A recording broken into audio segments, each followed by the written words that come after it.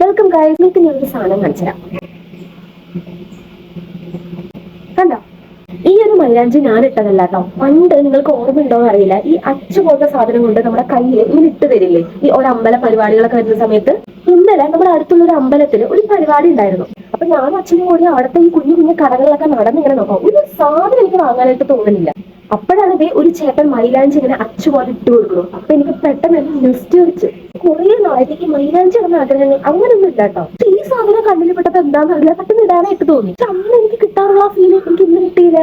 അന്നത്തെ ഒരു ഫീൽ എന്ന് വെച്ച് കഴിഞ്ഞാൽ, ഈ പൂരപ്പറമ്പിലൊക്കെ പോണ സമയത്ത് ഈ സംഭവം ഇട്ട് ഒരു പ്രത്യേക തരമായിട്ട് നമ്മുടെ കൈ ഇങ്ങനെ ചോന്നിങ്ങനെ തുടുത്ത് നിൽക്കും കേട്ടോ. പിന്നെ അതുമല്ല, അത് ഇട്ട് കഴിഞ്ഞാൽ പ്രത്യേക ഫീലാണ് നമ്മുടെ കയ്യിൽ ഇങ്ങനെ നോക്കിക്കൊണ്ടിരിക്കുക. അങ്ങനത്തെ ഒരു പ്രത്യേക ഫീലായിരുന്നു. പിന്നെ അതിനൊരു പ്രത്യേക മണം, അങ്ങനെ ഒരു നല്ലൊരു മണം കൂടി ഉണ്ടായിരുന്നു. സത്യം പറഞ്ഞ ഇപ്പത്തെ കാലത്തൊന്നും എനിക്ക് ഈ സാധനത്തിനെ കുറിച്ച് ഓർമ്മ പോലില്ല. അപ്പൊ നിങ്ങളും ഇതുപോലെ പണ്ട് ഇത്രയും ക്യൂരിയസ് ആയിട്ട് ഈ ഒരു മൈലാഞ്ചി ഇടാൻ വേണ്ടി പൂരപ്പറമ്പിൽ പോയിട്ടുണ്ടെങ്കിൽ ഒക്കെ കമന്റ് ചെയ്യണം. ആൻഡ് ഇപ്പത്തെ കുട്ടികൾക്കൊന്നും അതിന്റെ ഒരു ക്യൂരിയോസിറ്റി ഒക്കെ ഉണ്ടോ എന്ന് എനിക്കറിയില്ല. ബിക്കോസ് എന്റെ അനിയത്തി ഉണ്ട്, ദയ എന്ന് പറഞ്ഞിട്ട്, കുഞ്ഞു കുട്ടികളുടെ.